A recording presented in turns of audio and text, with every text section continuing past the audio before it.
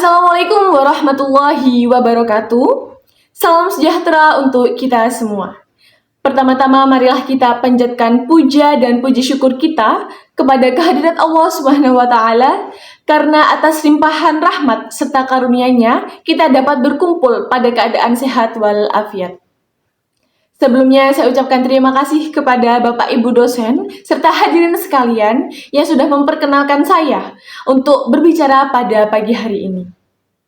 Sebelumnya perkenalkan, nama saya Elnika Banutama dengan NIM 24021040245. Kali ini saya akan membahas tentang sesuatu hal yang sangat berkaitan erat dengan kehidupan manusia, yaitu tentang sastra dan juga manusia merupakan dua hal yang tidak bisa terpisahkan.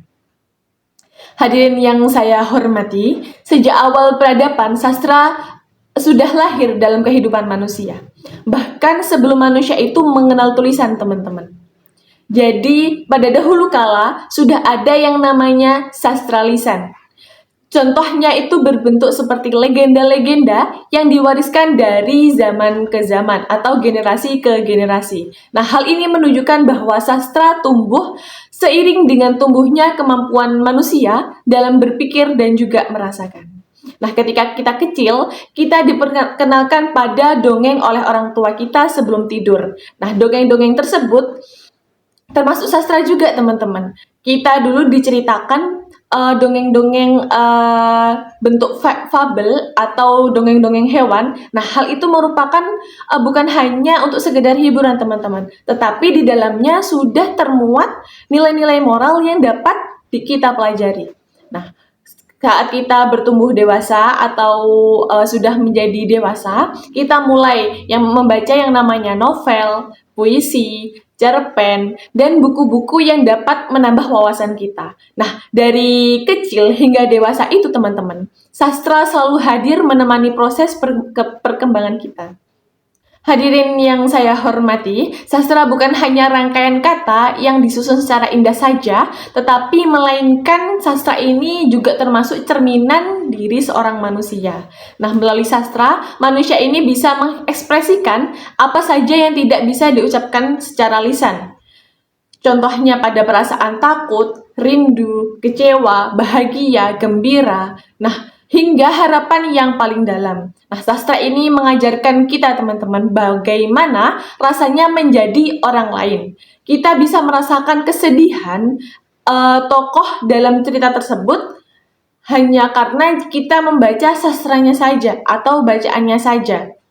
Nah, inilah, teman-teman, yang dinamakan keajaiban sebuah sastra. Nah, ia menghubungkan hati manusia yang satu dengan hati manusia yang lain.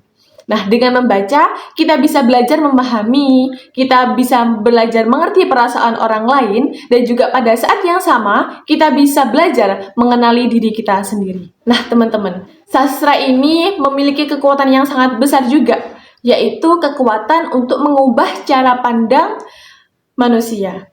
Nah, dengan satu bait puisi, teman-teman, bisa merubah manusia ini menjadi lebih berempati, misal. Kemudian pada satu cerpen dapat merubah seseorang ini bisa tersentuh hatinya. Dan pada satu novel bisa merubah cara pandang seseorang tentang dunia yang sebelumnya belum ia ketahui. Tidak sedikit tokoh di luar sana juga, teman-teman, yang menjadi hebat itu karena ia rajin membaca. Dan juga kebanyakan mereka itu mengaku bahwa kehidupan mereka berubah hanya karena membaca sebuah buku. Artinya, teman-teman, kata-kata ini mampu membangun karakter, mempengaruhi keputusan, bahkan membangkitkan semangat sebuah bangsa. Nah, sastra ini, teman-teman, bukan hanya sebuah hiburan semata, melainkan adanya kekuatan intelektual dan emosional yang membentuk cara pandangnya seseorang.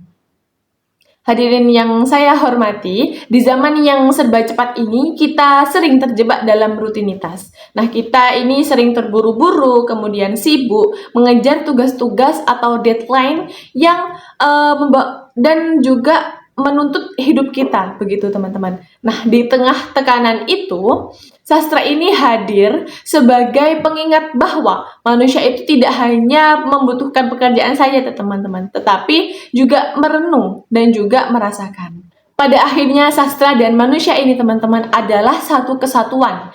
Tanpa manusia, sastra ini tidak pernah lahir. Nah, tanpa sastra, manusia ini akan kehilangan juga teman-teman cermin untuk melihat siapa dirinya.